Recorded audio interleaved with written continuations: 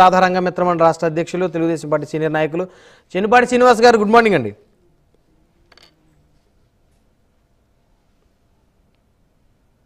శ్రీనివాస్ గారు వినిపిస్తుందా నా వాయిస్ మీకు? మీ వాయిస్ మీట్లో ఉంది సార్, ఒకసారి అన్మ్యూట్ చేయండి.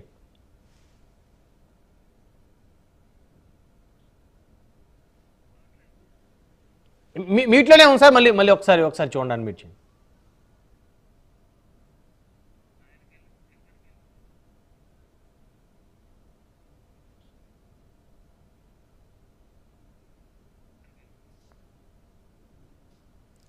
రైట్ టెక్నికల్ ఇష్యూ వచ్చినట్టుంది.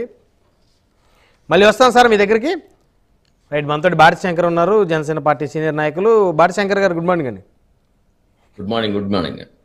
సో మొత్తానికి అధికారంలోకి వచ్చి 40 రోజులు కాక ముందే రాష్ట్రాన్ని రావణ కాస్తం చేసేటువంటి కార్యక్రమానికి శ్రీకారం చుడుతున్నారు. ఒక పార్టీని శాశ్వతంగా లేకుండా చేయాలంటే ఉద్దేశంతో కూటమి నేతలు మొత్తం కూడా చేస్తూ ఉన్నారని వైకాపా నాయకులు మీ మీద ధ్వజం ఎత్తుతూ ఉన్నారు. ఢిల్లీలో జగన్మోహన్ రెడ్డి గారి సమక్షంలో ధర్నా నిర్వహించారు. మరి హిట్టా ఫట్టా అనేది ఇంకొన్ని రోజులు పోతే కానీ అర్థమయ్యేటువంటి పరిస్థితి కాదు. ఎన్డీఏ కూటమికి సంబంధించిన పార్టీలు 8 పార్టీలు ఆయన దీక్షకైతే మద్దతు కూడా తెలిపిన పరిస్థితి ఉంది.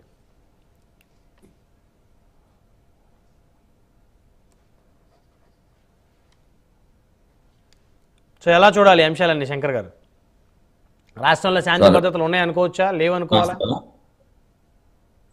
శాంతి భద్రతల గురించి మాట్లాడుతున్నారు మూర్తి గారు, ప్రజాస్వామ్యం గురించి మాట్లాడుతున్నారు. అసలు ప్రజాస్వామ్యాన్ని కూనీ చేసిందే వైకాపా, జగన్ రెడ్డి గారు. ఎందుకంటే ఈ రాష్ట్రంలో పోలీసు వ్యవస్థని ఇష్టం వచ్చినట్టు వాడుకున్న వ్యక్తి జగన్ రెడ్డి గారు. ఈ విజయవాడ నగరంలో కానీ రాష్ట్రంలో కానీ గంజాయి సప్లై అయిందంటే, ఈ గంజాయి వల్ల ఎన్ని కుటుంబాలు కోల్పోయినాయి అంటే అసలు లెక్కే లేదు. వారు పక్కన కూర్చొని ప్రజాస్వామ్యం గురించి మాట్లాడుతున్నారు. మరి ఇదే ప్రజాస్వామ్యంలో బోండవమ్మ గారు మాచర్లు వెళ్ళినప్పుడు ఎవరు చేశారు దాడి? ఎందుకు చేశారు దాడి? వారికి మున్సిపల్ చైర్మన్ ఇచ్చారు. అక్కడ ఇలాంటి 100 ఉన్నాయి వాళ్ళ మీద. అసలు మాకు సంబంధం లేని మాకంటగట్టి ఎవరో పాత కక్షలు వాళ్ళు వీళ్ళు ఎక్కడైనా కొట్టుకుంటే అది మా మీద పెట్టి, కూటమి ప్రభుత్వం మీద పెట్టి, వారు వెళ్ళి జగన్ రెడ్డి గారు వెళ్ళి ఢిల్లీలో ధర్నా చేయడం. అదే ప్రజా సమస్యల గురించి నువ్వు అసెంబ్లీకి రాకుండా ఎందుకు పారిపోయావు? దానికి సమాధానం చెప్పు. విజయవాడ నగరంలో పోలీసు శాఖతో గంజా వ్యాపారం చేపించింది మీ ఎమ్మెల్యేలు కాదా? స్పా ముసుగులో వ్యభిచారం చేపించింది మీ ఎమ్మెల్యేలు కాదా? భార్గవ్ అనే అతను, చలసాని భార్గవ్ అనే అతను ఎన్ని స్పాలు పెట్టాడు? దానికి పర్మిషన్ ఎవరిచ్చారు? ఈ రాష్ట్రానికి అసోసియేషన్ ప్రెసిడెంట్ స్పాకి, 2 తెలుగు రాష్ట్రాలకి. అసలు ఎప్పుడైనా ఈ రాష్ట్రంలో మనకు స్వతంత్రం వచ్చిన కాడి నుంచి ఇట్లాంటివి జరిగినాయా? స్పా ముసుగులో వ్యభిచారం చేసిన వ్యక్తులు ఇక్కడ ఎమ్మెల్యేలు, ఈ రాష్ట్ర ఎమ్మెల్యేలు, ఈ భార్గవ్ అనే అతను ప్రెసిడెంట్. ఒక్క కేసు పెట్టలా. వ్యవస్థని సర్వనాశనం చేసింది వీరు. మళ్ళీ వీరు ప్రజాస్వామ్యం గురించి నీతులు చెప్తున్నారు కూర్చొని. ఇక్కడ ఒక అధికారి గంజా వ్యాపారం చేశారు. ప్రతి అధికారి కూడా, ఒక ఏసీపీ అధికారి నెలకు 5 లక్షల లంచం తీసుకొని ఇక్కడ గంజా వ్యాపారం చేపించాడు. పేరు చెప్పను కానీ నేను ముఖ్యమంత్రి గారికి కూడా, పవన్ కళ్యాణ్ గారికి కూడా ఎవరెవరు వ్యాపారం చేశారో అన్నీ కూడా నేను రిటర్న్గా ఇస్తాను. ఇంకా వారే ఈ రాష్ట్రంలో కొనసాగితే అదే పోలీసు ఇంకా ఈ ఎవరు ఎక్కడ ఉండాలో అక్కడే ఉన్నారు. ఇప్పుడు దాకా ప్రక్షాళన పోలీసు మీద జరగలే. అందుకే పవన్ కళ్యాణ్ గారు ఏం చెప్పారు? దీని మీద ఇంకో డిబేట్ జరగాలి, ఇంకో సెషన్ జరగాలి. అవును, దాంట్లో ఎవరెవరైతే ఈ ప్రభుత్వంలో ఉండి మళ్ళీ మనకు అన్యాయం చేయాలని చూస్తున్నారో, గతంలో ఏమేమి అరాచకాలు చేశారో వాళ్ళు ఎమ్మెల్యేల ద్వారా పార్టీని అడ్డు పెట్టుకొని, వైకాపాని అడ్డు పెట్టుకొని ఎన్ని అరాచకాలు చేశారో అన్ని తీస్తానంది ముఖ్యమంత్రి గారు. అందుకనే మీరేం చేశారు? గతంలో అక్రమ కేసులు ఎన్ని పెట్టారు? ఇప్పుడు కూర్చొని గగ్గోలు పెడుతున్నారు. మీకు ఎందుకు ఇచ్చారు 11 సీట్లు? ఇలాంటి పరిపాలన చేయబట్టే మీకు 11 సీట్లు ఇచ్చారు. ఎన్ని దారుణాలు చేశారండి ఇక్కడ? ఒకటా రెండా? మరి వీరేమో పక్కన కూర్చొని మాకు ప్రజాస్వామ్యాలు లేదు, మానభంగాలు జరిగిపోయినాయి, మటలు జరిగిపోయినాయి. ఒలికిపూడి శ్రీనివాసరావు గారు అక్కడ గొడవ జరిగితే ఆయన మీద కేసు పెట్టాము మేము, ఎమ్మెల్యే. మా నిజాయితీ, తిరువురు ఎమ్మెల్యే మీద కేసు పెట్టాము మేము. ఎవరిని కూడా ఉపేక్షించొద్దని ముఖ్యమంత్రి గారు చెప్పారు, పవన్ కళ్యాణ్ గారు చెప్పారు. మీ జగన్మోహన్ రెడ్డి ఎప్పుడైనా చెప్పాడా? మీ ఎమ్మెల్యే డోర్ డెలివరీ చేస్తే చెప్పాడా? వారిని మళ్ళీ ఇంకా పార్టీలో ఉంచుకొని మళ్ళీ ఆయన వెనకేసి తిప్పుకొని ఇట్లాంటి ఎన్ని చేశారు మీరు? మళ్ళీ మీ నీతులు చెప్తున్నారు కూర్చొని. ఈ రాష్ట్రాన్ని సర్వనాశనం, గంజాయి, స్పా, మూసుకో, ఈ పోలీసు వ్యవస్థను అడ్డు పెట్టుకొని చేసింది వైకాపా వాళ్ళు. ఈ పోలీస్ శాఖని కొంతమంది అధికారులు, చాలా మంది ఉన్నారు. ఇప్పుడు మేము వచ్చిన తర్వాత 90% ఈ గంజాయిని ఆపగలిగాం. మళ్ళీ అదే అధికారులు ఉంటే వీళ్ళు ప్రోత్సాహంతో వాళ్ళ మీదేం కేసులు పెడతారనుకొని మళ్ళీ ముఖ్యమంత్రి గారి చుట్టూ, మన గెలిచిన ఎమ్మెల్యేల చుట్టూ ఇదే ఆఫీసర్స్ తిరుగుతున్నారు. వీళ్ళకి భయం పట్టుకుంది. మనం దొంగతనం చేశాం, గంజాయి వ్యాపారం చేశాం, భూములు కబ్జా చేశాం, మరి ఇవన్నీ బయటకు వస్తాయని ఒక భయంతో వీళ్ళు ఢిల్లీలో ధర్నా అని, మన పోలీస్ అధికారులను భయపెట్టడం, ఇటువంటి వాళ్ళు ఇష్టాసరంగా చేసిన వ్యక్తులు ఎవరైనా ఉన్నారంటే వైకాపా లీడర్స్, వైకాపా మాజీ ఎమ్మెల్యేలు, వైకాపా ఎంపీలు. నిన్న కాక మొన్నండి సబ్ కలెక్టర్ ఆఫీసులో ఫైల్ తగలబెట్టారు. వాళ్ళకి ఎంత ధైర్యం ఉంటే తగలబెడతారు? అంటే ఎవరో వాళ్ళని డిసైడ్ చేస్తున్నారా మీరు? విచారణ జరగాలి కదా. విచారణ జరిగబట్టేగా, మరి పెద్దిరెడ్డి అనుచరుడేగా, పెద్దిరెడ్డి అనుచరుడేగా సార్ తగలబెట్టింది. సాక్షాత్ పెద్దిరెడ్డి అనుచరుడు తగలబెట్టాడు. ఆయన మీద విచారణ జరుగుతుంది కదా. ఎంత ధైర్యం ఉంటే తగలబెడతారు? ఇలాంటి అన్నీ వస్తాయనే ముందు ఏదో ఒకటి చేయాలనుకుని ఢిల్లీకి పరిగెత్తారు ఆయన. అంటే రాష్ట్రంలో శాంతి భద్రతలు కాపాడండి అని అడగటం తప్ప ఒక మాజీ ముఖ్యమంత్రి, ఒక శాసనసభ్యుడిగా? మీకు డీజీపీ గారు ఉన్నారు ఇక్కడ, డీజీపీ గారిని కలవండి. ఎక్కడికో వెళ్ళిపోయి ధర్నా చేసి ఎట్టా కుదురుద్ది? డీజీపీ గారు ఉన్నారు, ఒక మెమోరాండం ఏంటి, అయ్యా మా మీద ఎంత జరిగింది, ఇన్ని దాడులు జరుగుతున్నాయని. డీజీపీ గారి మీద నమ్మకం లేదా మీకు?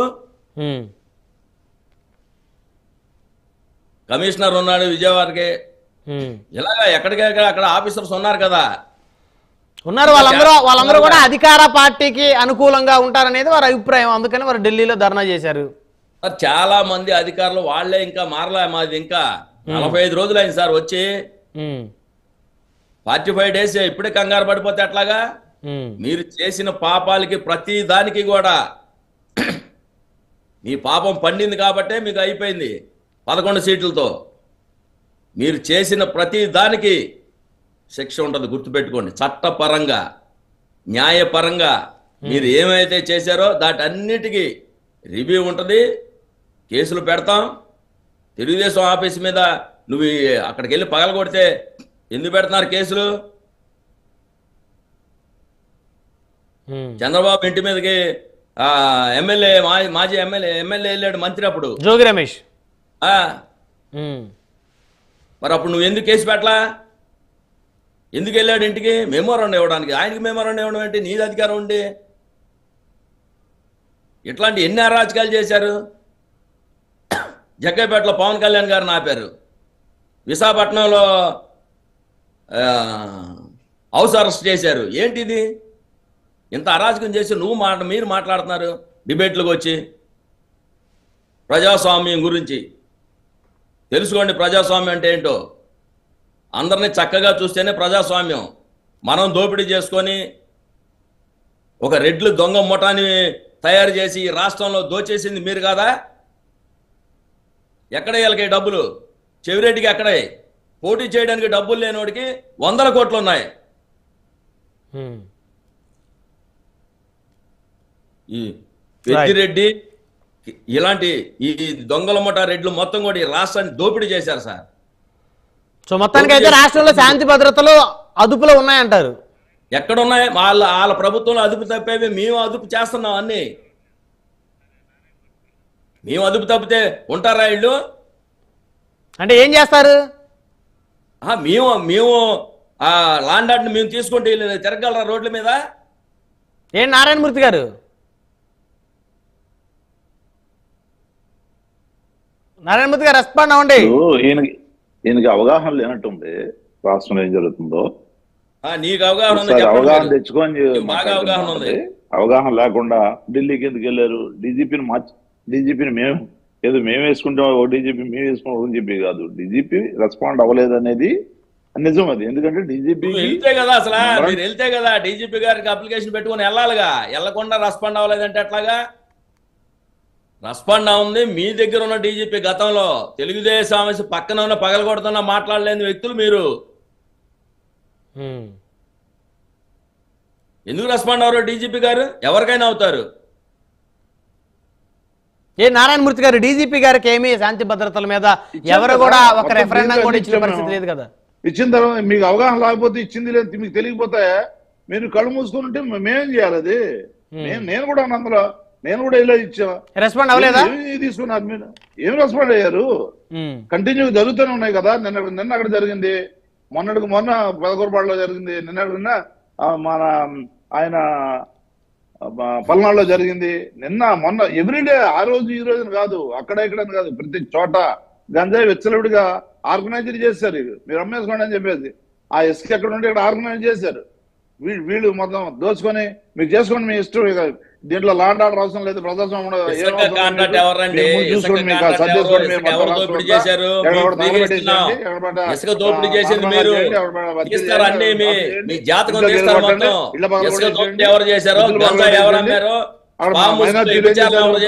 మైనార్టీ నాయకుడిని కూడా ఆయన సోషల్ మీడియాలో చేశాడని చెప్పేసి సెంటర్లో విజయవాడ సెంటర్లో ఇష్టం వచ్చినట్టు కొట్టేసి పగల కొట్టేసి ఇల్లు పగల కొట్టేసి కార్లు పగల కొట్టేసి వినడం జరిగింది. అది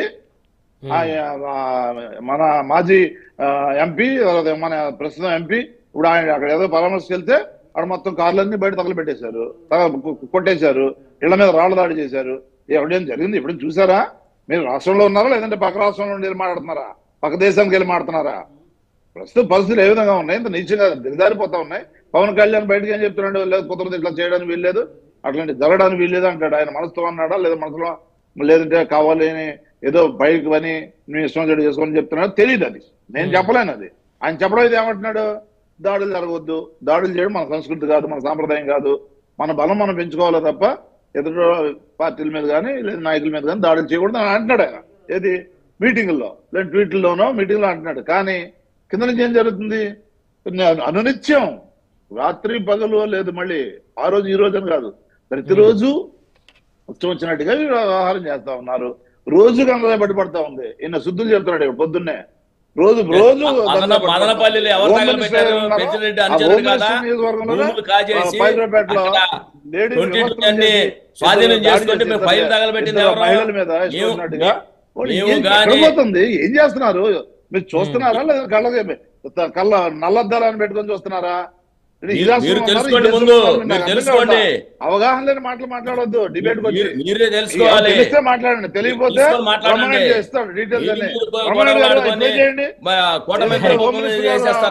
నియోజకవర్గంలో కాదు. నారాయణమూర్తి గారు పెద్దిరెడ్డి గారి అనుచరులు ప్రభుత్వ కార్యాలయంలో ఫైళ్లు తగలబెట్టారు అనేటువంటి ఆరోపణకి పెద్దిరెడ్డి గారు ఎందుకు రెస్పాండ్ పెట్టుకోవాలా? ఈ చేతగాని ఇది చేసి మళ్ళీ పెద్దిరెడ్డి గారు ఒప్పుకోండి, ఎందుకు తగలబెట్టారు అడగమనండి. మేము ఇలాగే చేస్తాం, ఒప్పుకోండి. చెప్పు సమాధానం. సబ్ కలెక్టర్కి వెళ్ళి ఎందుకు తగలబెట్టారు, ఎందుకు తగలబెట్టించాడు అట్లా అని చెప్పండి. కూర్చొనేదో అద్దాలు పగలగొట్టారు, రక్షణ కల్పించగలవా? మానభంగాలు చేయడం మీ నాశనం వృత్తా? చేశారు మీరు. లేదంటే మానభంగాలు ప్రోత్సాహం మీ వృత్తా? వ్యవస్థను దోపిడీ చేశారు. ఆర్గనైజ్డ్ గా హత్యలు చేయడం మీ వృత్తా? తగలబడడం మీ వృత్తా? మట్టి దోపిడీ చేసింది మీరు. జనాన్ని నాశనం చేయడం మీ ఈ వృత్తా? ఆంధ్రప్రదేశ్ లో రాష్ట్రంలో ఏ వనరులన్నీ దోపిడీ వ్యాపారస్తులు చేశారు వచ్చే మీరు. పరిస్థితి కనపట్లా. పెట్టుబడులు రావట్లా చేస్తే వనరులన్నీ రాష్ట్రం అభివృద్ధి పెట్టుబడులు రావట్లేదా? మీకు మార్పు మీరు రాజధాని కట్టడానికి ఏమన్నా ఒక్క రూపాయి ఇచ్చారా మీరు? ఇటుకరా వేశారా? ఓటేసారు అనుకుందాం. ఓటే చేస్తే మీరు 15,000 కోట్లు కక్ష ఇచ్చాం. తీసుకుంటారా? కక్ష తీసుకోవడం మీకు ఓటేసింది. కరెక్ట్ గా 4 రోజులు కాకుండానే జనంలో రివాల్ట్ వచ్చింది. ఈ రోజు ఎలక్షన్ జరిగితే డిపాజిట్లు కూడా రావు. 124 కాదు. ఇక్కడ ఉండు మరి. డిపాజిట్లు కూడా రావు. ఢిల్లీకి ఎందుకు పారిపోయా? సింగిల్ పోటీ చేస్తే ఢిల్లీకి ఎందుకు పారిపోయారు? ఇక్కడ ఉండండి. మీరు ఏదో ఇక్కడ ఉండండి. ఆ చెయ్యి ఈ చెయ్యి పట్టుకొని కాదు, ఒక్క నిమిషం ఆగండి శంకర్ గారు, ఒక్క నిమిషం ఆగండి. నారాయణమూర్తి గారు, ఇది ఈ పాయింట్ నేను నారాయణమూర్తి గారు, ఇప్పటికిప్పుడు ఎన్నికలు జరిగితే జనంలోకి వస్తే మీ జగన్ రెడ్డి జనంలోకి వస్తే చెప్పులతో కొడతారు, గుర్తుపెట్టుకో. చెయ్యి పాలన చెయ్యి సరిగా. అట్లా కాకుండా నేను హత్యలు చేస్తాను అందుకనే నేను వచ్చాను. అసలు ఢిల్లీకి ఎందుకు వెళ్ళారు చెప్పండి? ఎవరు కాళ్ళు పట్టుకోవడానికి వెళ్ళారు? మళ్ళీ రోజు ఇదే చేస్తాను నేను. ఈ సాయి రెడ్డి అమిత్ షా ఎందుకు కలిశాడు? రోజు అది చెప్పండి. కాదు కదా, ప్రజలకు రక్షణ కల్పించలేని చేతగాని ప్రభుత్వంగా కార్లు బాగా ఓట్లేసింది. మా వాళ్ళు కొట్టారు. మీరు పాలన చేయాలని చెప్పేసి రాష్ట్రానికి కావాల్సింది చెప్పండి. చెయ్యి ఎవడొద్దన్నాడు? దేశంలో నెంబర్ 1 గా ఆ రోజు పెట్టుబడుల్లో గానీ పారిశ్రామికలో గానీ ఇన్కమ్ లో గానీ అన్నింటిలో నెంబర్ 1 గా ఉంది. పోలీసులను అడ్డు పెట్టుకొని దోపిడీ చేశారు. నారాయణమూర్తి గారు, ఏపీ అసెంబ్లీలో చర్చించవచ్చు కదా, అసెంబ్లీ సమావేశాలు అయిపోయిన తర్వాత ఢిల్లీ వెళ్ళొచ్చు కదా. నారాయణమూర్తి గారు అందరూ ఏమంటున్నారంటే ఢిల్లీ వెళ్ళి మీ యొక్క గలాన్ని వినిపించడం తప్పలేదు. ప్రతిపక్ష లీడర్ గా ఉన్నప్పుడు కూడా ఆయన అసెంబ్లీకి రాలేదు. అసెంబ్లీకి అసెంబ్లీకి రాలేదు. ఇప్పుడు కూడా అంతే. ఈసారి రాడు, అసెంబ్లీకి రాడు. తెలుసుకోడు. దోపిడీ జరుగుతోంది, మానభంగాలు జరుగుతున్నాయి, గురించి మాట్లాడడం తగలబడిపోతా ఉంది. అత్యంత నీచంగా ప్రవర్తిస్తా ఉన్నారు. రౌడీలాగా గుండాలాగా రాజ్యం నడుస్తా ఉంది. దానికి సమానం చెప్పంటే నువ్వు జగన్ రెడ్డి సమాధానం చెప్పు. రాష్ట్రంలో జరుగుతున్న దానికి సమాధానం చెప్పు. నువ్వు ఎక్కడికి వెళ్ళాలో మీ జగన్ రెడ్డి రౌడీ వాళ్ళు చేయాలో హక్కుల ప్రకారం నడుస్తారు. ఎమ్మెల్యేలు కానీ ఎంపీలు కానీ ముందు దీనికి సమాధానం చెప్పు. ప్రజలకు మీరు బాధ్యత వహిస్తారా? జరుగుతున్న దాడులకి ప్రజలకు రక్షణ కల్పిస్తారా లేదా? లేదంటే మీరు చేస్తారా? మీరు రోజు తిన్నానుగా చంపడానగా మాట్లాడలేదు చెప్పండి. చెప్పేది ఒక నోట్ ఇవ్వండి. అసెంబ్లీలో అవినాష్ రెడ్డిని ఎందుకు మాట్లాడలేదు మీ బాబాయ్ హత్య గురించి? మేము తగలబెడతాము, రక్షణ కల్పించని చెప్పేసి ఏదేదో మాట్లాడతా. రక్షణ కల్పించి చేత కాకుండా మీరు మేము ఎట్లాగ దాడులు చేస్తామని చెప్పుకుంటూ సిగ్గుండాలి కదా మనకి. చెప్పండి. ఇది మానవత్వం లేకుండా ప్రజల మీద ఎలా జరిగిందని చెప్పండి. రోజు జరుగుతూ ఉంది, కనపట్లేదా మీకు? తెలుగుదేశం గవర్నమెంట్ లో వివేకానంద రెడ్డి హత్య జరిగింది. అది ఎవరు చేశారనేది మీ జగన్ వెళ్ళి ఢిల్లీలో ధర్నా చేయమనండి. మాట్లాడగా న్యాయం జరగదని కోర్టులో నారాయణమూర్తి గారు, శంకర్ గారు, దయచేసి